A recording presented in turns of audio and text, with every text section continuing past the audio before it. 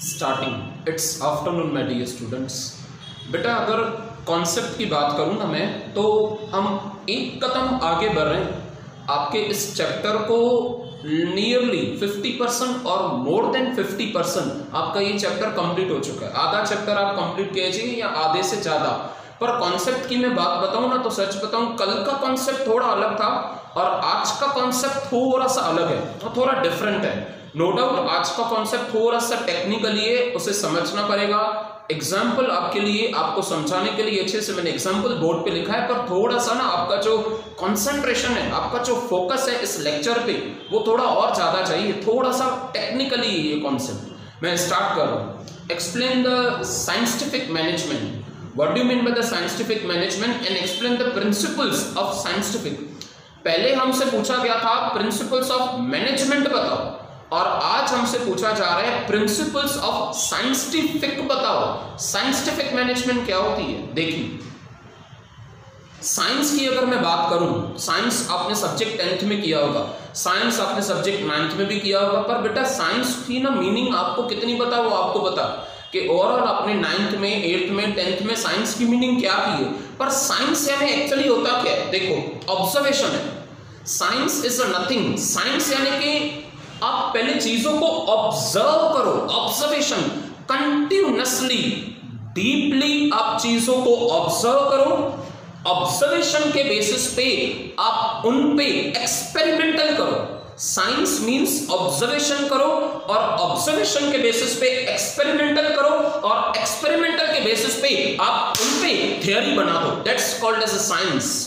और आज के क्वेश्चन में हमसे पूछा गया कि हमें बताइए साइंटिफिक मैनेजमेंट क्या होता है। साइंटिफिक मैनेजमेंट साइंस के समझने के बगैर इम्पॉसिबल है। पहले आप वर्करों को ऑब्जर्वेशन करो, पहले आप उनके हैंड्स के मूवमेंट्स को ऑब्जर्वेशन करो, पहले आप उनकी प्रोडक्शन को अच्छे से देखो, वो कैसे कर रहे हैं, उन पे एक्सपेरिमेंट करो। और ऑब्जर्वेशन और एक्सपेरिमेंट करने के बाद आप वर्कर्स पे, आप वर्करों के लिए, आप ऑर्गेनाइजेशन के लिए प्रिंसिपल्स ऑफ साइंटिफिक मैनेजमेंट बना दीजिए। यस, मैं स्टार्ट कर रहा हूं, आगे कुछ और रीड करते हैं। देखिए, प्रिंसिपल्स ऑफ साइंटिफिक मैनेजमेंट की अगर मैं बात करूं ना, तो F.W. टेलर कहा जाता है उन्हें। शॉर्ट फॉर्म में अगर मैं उनका नाम इस्तेमाल करूं, उनका नाम यूज करूं मैं, तो फ्रेडरिक विंसर टेलर, जिनको 1856 में जिनका बर्थ हुआ था और 1915 तक वो थे।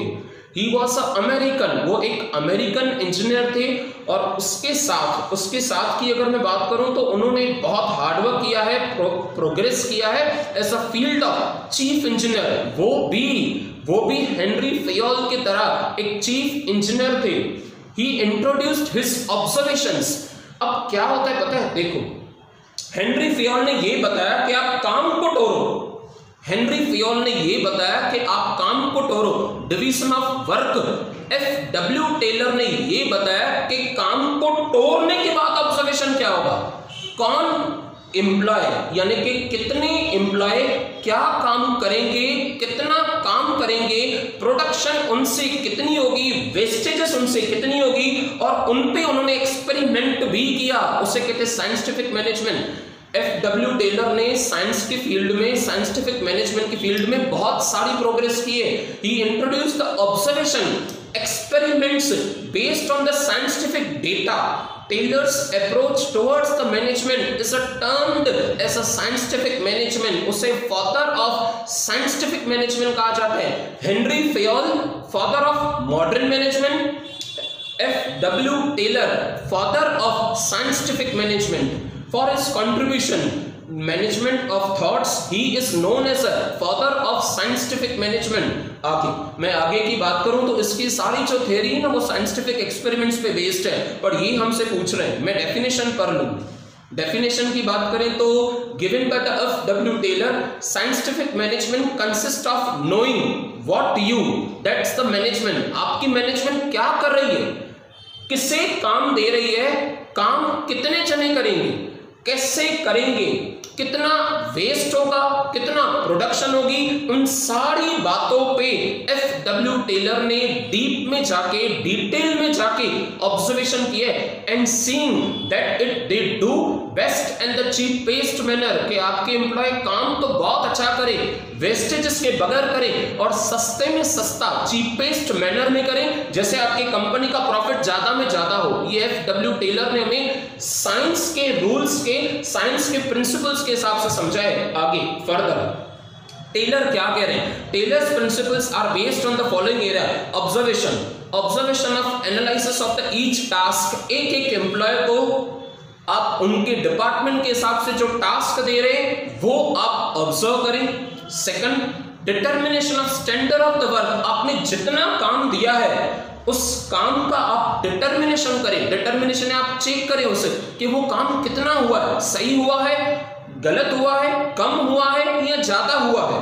आगे third, selecting and training the people to perform the jobs, लोगों को उनके हुनर के हिसाब से सेलेक्ट करो और उन्हें ट्रेनिंग प्रोवाइड करो, उनकी ट्रेनिंग उनके अंदर स्किल्स प्रोवाइड करेगी और वो स्किल्स के साथ प्रोडक्शन करेंगे और प्रोडक्शन के बाद उनसे वेस्टेजेस कम में कम होगी क्योंकि वो ट्रेनिंग मिल चुकी है और वो स्किल्ड हो चुके हैं। आगे fourth one, ensuring that the work is done in the most efficient manner, काम बहुत सही तरीके से होना चाहिए और बगैर गलती के होना चाहिए, उसे कहते हैं efficient manner।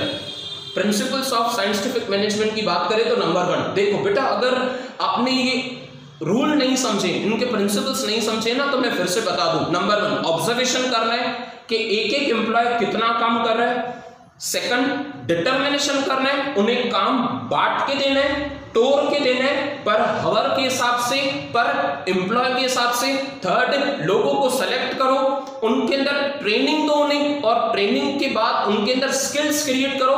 फोर्थ, जो भी वो काम करे बहुत अच्छे तरीके से होना चाहिए, काफी एफिशिएंट मैनर होना चाहिए, तरीका बहुत सही हो, जैसे वेस्टेजेस ना के ना बराबर हो। प्रिंसिपल्स ऑफ साइंटिफिक मैनेजमेंट की बात करें तो नंबर 1, वो फर्स्ट पॉइंट आपकी क्या कह रही है, number 1, development of science for each part and men's job, development of the science for the each part and men's job आपकी फर्स्ट हेडिंग है। पर ये हेडिंग है क्या, मैं रीड कर रहा हूं ध्यान से, देखो मैं एग्जाम्पल के बेसिस पे समझा रहा हूं क्या कह रहे हैं वो। बेटा एग्जाम्पल के बेसिस की अगर मैं बात करूं ना तो आपको समझ में आएगा। देखो आप बोर्ड पे फोकस करो, मैं आपको समझा रहा हूं। देखिए यहां पे ये जो जितनी मैंने पॉइंट्स पढ़ी ना और जो आपका फर्स्ट पॉइंट कर रहा हूं वो भी आपको एग्जांपल के बेसिस से क्लियर हो जाएगा। इसमें थोड़ा टेक्निकली ज्यादा है और ये क्वेश्चन में थियोरेटिकली थोड़ा कम है, टेक्निकली ज्यादा है, तो उसके लिए हम एग्जांपल ले रहे हैं और आप एग्जांपल पे फोकस करो। देखो मैं एग्जांपल ले रहा हूं इस Balaji wafers private limited company. आप वेफर्स कंज्यूम करते हुए डेली बेसिस पे बालाजी कंपनी की अगर मैं बात करूं ना तो बेटा बालाजी कंपनी का मैं एग्जांपल ले रहा हूं, वो कंपनी जो हमारे इंडिया की है और वो कंपनी जो वेफर्स बनाती है। अच्छा बेटा उस कंपनी की मैं बात करूं, ध्यान से देखना मैं क्या कह रहा हूं, समझना। डेली प्रोडक्शन, मैं बालाजी कंपनी की अगर बात करूं, ये क्या है बेटा, ये एफडब्ल्यू टेलर की ना थ्योरी है। उस थ्योरी के बेसिस पे, उस ऑब्जर्वेशन के बेसिस पे उसने समझाया। डेली प्रोडक्शन की अगर मैं बात करूं तो बालाजी कंपनी डेली वेफर्स की 1,44,000 यूनिट्स यानी कि 1,44,000 पैकेट्स प्रोडक्शन करती है। बालाजी कंपनी की मैं बात करूं तो 1,44,000 पैकेट्स वो डेली प्रोडक्शन करती है। अच्छा नंबर ऑफ एम्प्लॉइज, मैं बेटा एम्प्लॉइज की अगर मैं बात करूं तो उनके पास 1200 एम्प्लॉइज है। डेली प्रोडक्शन 1,44,000 एम्प्लॉइज, उनके पास 1200 एम्प्लॉइज हैं। अच्छा एम्प्लॉइज काम कितना करते हैं, उनके एम्प्लॉइज दिन में नंबर ऑफ आवर्स, उनके एम्प्लॉइज दिन में 12 आवर्स काम करते हैं, यानी कंपनी प्रोडक्शन कितना करती है 1,44,000। अच्छा एम्प्लॉइज कितने हैं 1200 है, एम्प्लॉइज काम कितना करते हैं 12 आवर्स काम करते हैं, यानी क्या, ये देखो यानी क्या, इस पे अभी ध्यान से, इस पे अगर मैं इसकी बात करूं ना तो 1,44,000 पैकेट्स वो 12 घंटों में बनाती है। 1,44,000 पैकेट्स वो 12 घंटों में बनाती है पर डे के हिसाब से, यानी एक आवर में 1200 पैकेट्स। एक आवर की अगर मैं बात करूं प्रोडक्शन पर एम्प्लॉय, एक आवर में 1200 packets, 1200 employees, 1200 packet 1 hour 1200 employees 1 hour 1200 packets 1 hour 1200 employees 1 hour, यानी पूरी स्टडी की बात करूं तो 100 पैकेट्स पर एम्प्लॉय, यानी उस बालाजी कंपनी के 100 पैकेट्स एक एम्प्लॉय 1 आवर में बनाता है।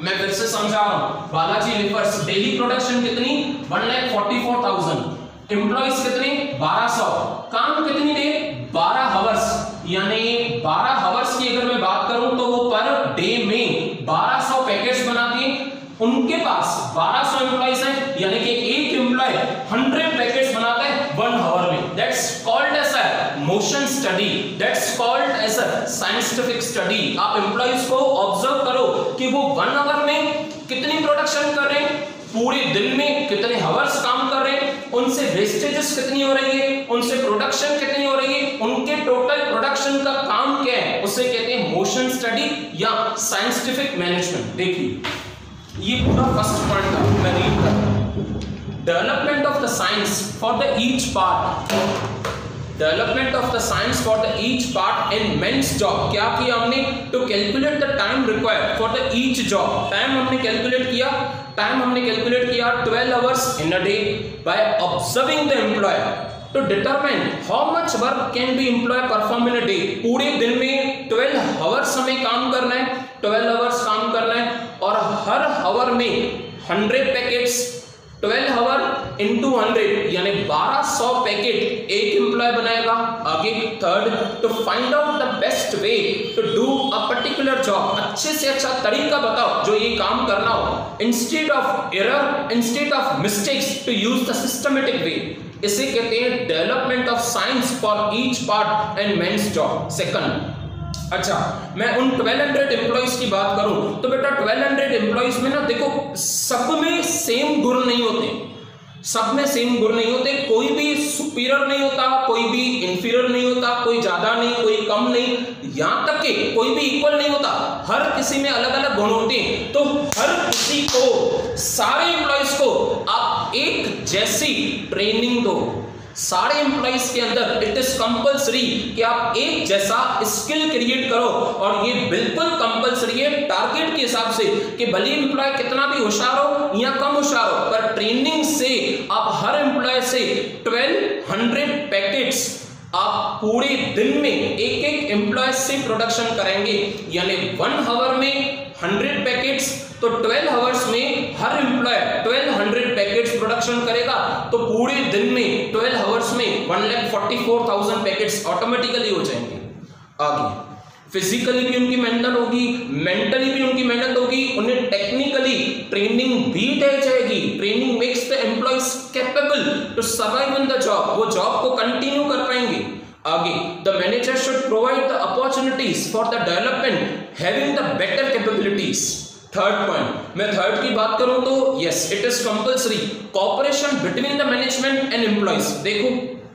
देखो जिस तरह से ना घर में कोऑपरेशन होता है, हर फैमिली मेंबर का नेचर अलग अलग होता है, फैमिली मेंबर का नेचर, हर फैमिली मेंबर का जो नेचर होता है ना वो अलग अलग होता है, पर फिर भी एक घर को चलाने के लिए सारे फैमिली मेंबर्स एक दूसरे से एडजस्ट करते हैं। उसी तरह से कंपनी भी एक घर ही है, और कंपनी को चलाने के लिए मैनेजर्स और एम्प्लॉइज के बीच में एडजस्टमेंट होता है, और वो एडजस्टमेंट अगर प्रॉपर होगा तो वो पूरे दिन का प्रोडक्शन, पूरे महीने का प्रोडक्शन, पूरे मंथ का प्रोडक्शन एकदम परफेक्टली स्टैंडर्ड के हिसाब से होगा। रीड कर रहा हूं, टू अचीव द ऑब्जेक्ट और goals there should be proper cooperation between the employees and management. Employees खुश नहीं है तो काम नहीं होगा, मैनेजमेंट खुश नहीं है तो भी काम नहीं होगा।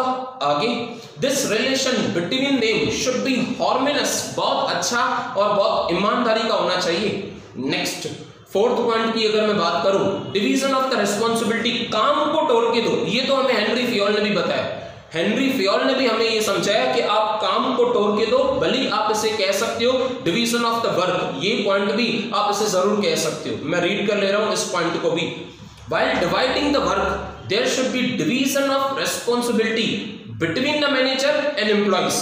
मैनेजर अपना काम करेगा और सारे एम्प्लॉइज को काम बांट के दिया जाएगा।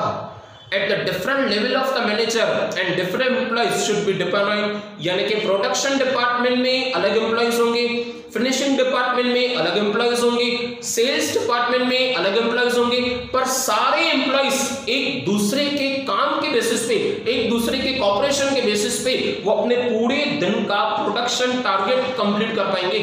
प्रोडक्शन वाले ने बनाया नहीं तो फिनिशिंग वाला फिनिश नहीं कर पाएगा, फिनिशिंग वाले ने फिनिश नहीं किया तो सेल्स डिपार्टमेंट गुड्स को सेल नहीं कर पाएगा। उसे कहते हैं cooperation between all the employees and manager और मैनेजमेंट। फोर्थ के बाद फिफ्थ पॉइंट, मेंटल रिवॉल्यूशन। देखो बेटा, मेंटल रिवॉल्यूशन की अगर बात करूं ना, कैसे, आपको समझो कोई आंसर हार्ड लग रहा है, आपको लग रहा है कि सर हमें ना कोई एक आंसर पर्टिकुलर ऐसा है जो हमें काफी हार्ड लग रहा है, पर आप उस आंसर को छोड़ना नहीं चाहते हो। क्या करोगे आप उस आंसर के लिए? आप उस आंसर के लिए पेन निकालोगे, पेंसिल निकालोगे, उस आंसर को 2 बार, उस आंसर को 3 बार आप रिटर्न प्रैक्टिस करोगे और अपनी मेंटलिटी, मेंटल रिवॉल्यूशन, अपने थॉट्स वो आंसर की तरफ चेंज कर दोगे। एम्प्लॉइज को काम हार्ड लगता है, प्रोडक्शन कंप्लीट नहीं हो पा रही है, उन्हें ट्रेनिंग दी जाएगी, उन्हें समझाया जाएगा, उनके साथ कॉपरेशन किया जाएगा, उन्हें सारी अच्छे से अच्छी फैसिलिटीज दी जाएंगी और उसके बाद उनकी वो थिंकिंग चेंज हो जाएगी उस काम की तरफ। That's called as a mental revolution. यानी उन्हें सेटिस्फाई करो, उन्हें अच्छी खासी रेन्यूमरेशन दो, वर्किंग फैसिलिटीज दो, ताकि उनके जो पूरा रिवॉल्यूशन है स्लोली चेंज रिवॉल्यूशन हो जाए और काम की तरफ वो बहुत तेजी से आगे बढ़ पाए। नेक्स्ट की अगर मैं बात करूं तो मैं रीड कर दूं, नेक्स्ट से पहले मैं रीड कर दूं। The manager should create a suitable working condition for the employees. All the problems should be solve scientifically, ध्यान से सॉल्व होने चाहिए। The employees should perform their jobs carefully and with devotion. कोई गलती ना हो, और डिवोशन यानी पूरा मन लगा के काम करना है एम्प्लॉइज को कि हमसे कोई गलती ना हो। ये हमारी कंपनी नहीं है, ये हमारा घर है। मैनेजर हमारा मैनेजर नहीं है, मैनेजर हमारा फैमिली मेंबर है। That's called as a devotion, पूरा मन लगा के काम करना। सिक्स्थ पॉइंट, अगर मैं सिक्स्थ पॉइंट की बात करूं तो लास्ट पॉइंट है आपकी ये आंसर की, मैक्सिमम हैप्पीनेस। हैप्पीनेस यानी कि खुश रहना। एम्प्लॉयर भी खुश हो एम्प्लॉय से, एम्प्लॉय भी खुश हो एम्प्लॉयर से। एम्प्लॉय खुश होगा वर्किंग कंडीशन से, एम्प्लॉय खुश होगा सैलरी से, एम्प्लॉय खुश होगा अच्छी खासी वेजेस से, एम्प्लॉय खुश होगा जॉब सिक्योरिटी से। अच्छा चलो, एम्प्लॉय को सैलरी भी दी, वर्किंग कंडीशंस भी दी, अच्छी खासी वेजेस भी दिए, जॉब सिक्योरिटी भी दी। अब मुझे बताओ बॉस यानी कि एम्प्लॉयर, वो एम्प्लॉयर कैसे खुश होगा? एम्प्लॉयर खुश होगा प्रोडक्शन से, एम्प्लॉयर खुश होगा कम से कम वेस्टेज से, एम्प्लॉयर खुश होगा प्रॉफिट से, एम्प्लॉयर खुश होगा कंपनी की गुडविल से। यानी आप मुझे गुडविल दो, आप मुझे प्रॉफिट दो, आप मुझे प्रोडक्शन दो, मैं आपको सैलरी दे रहा हूं, मैं आपको वेजेस दे रहा हूं, मैं आपको वर्किंग कंडीशंस दे रहा हूं और काम दोनों का हो रहा है अच्छे से। उसे कहते हैं प्रॉस्पेरिटी, हैप्पीनेस, बहुत खुशी। The aim of the management is to give the maximum prosperity, बहुत खुशी हो दोनों के बीच में। Each employer should be given proper opportunity to attain the highest efficiency। आप हर फैसिलिटी लो हमसे, कंपनी आपको हर फैसिलिटी प्रोवाइड करेगी कि जैसे आप अपना 100% उस प्रोडक्शन में दे सको। Employee should give the maximum outputs. Production के बाद वो अच्छी प्रोडक्शन फुल आउटपुट भी अटेंड करे, उन्हें प्रॉपर रिसोर्सेस भी होने चाहिए और रिसोर्सेस को वो प्रॉपरली यूटिलाइज भी करना चाहिए। 6 पॉइंट्स हमने कवर की। 6 मैं फर्स्ट पॉइंट की बात करूं, फिर से मैं रिवाइज करा दूं बेटा। फर्स्ट पॉइंट की अगर मैं बात करूं, development of the science for each part and men's job. आप इसे सच बताऊं तो आने वाले आंसर में ये पॉइंट है, फैक्ट बताऊं तो आने वाले आंसर में ये सेम पॉइंट है। आप उसे टाइम स्टडी कह दो, उसे आप शॉर्ट में कहोगे ना, ये पूरी पॉइंट को आप टाइम स्टडी कहोगे ना कि एक एम्प्लॉय 1 आवर में कितनी यूनिट्स बना रहा है, एक एम्प्लॉय 1 आवर में कितने यूनिट्स बना रहा है, उसे कहते हैं टाइम स्टडी। सेकंड की बात करें तो scientific selection and training and development of workers की डेवलपमेंट हो रही है ट्रेनिंग के बेसिस पे, ट्रेनिंग स्किल्स क्रिएट कर रही है। थर्ड मैं रिवाइज करा रहा हूं आपको, cooperation between the manager and employees. Family में सारे मेंबर्स होते हैं अलग अलग स्वभाव के, अलग अलग नेचर के, पर तभी भी कॉपरेशन होता है उसी तरह से। नेक्स्ट,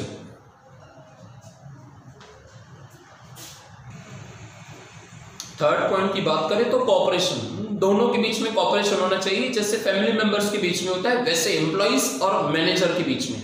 आगे फोर्थ पॉइंट की अगर हम बात करें तो आपकी फोर्थ पॉइंट क्या कह रही, फोर्थ पॉइंट कह रही डिवीजन ऑफ द रेस्पॉन्सिबिलिटी, काम को टोरो और काम को बांट के दो।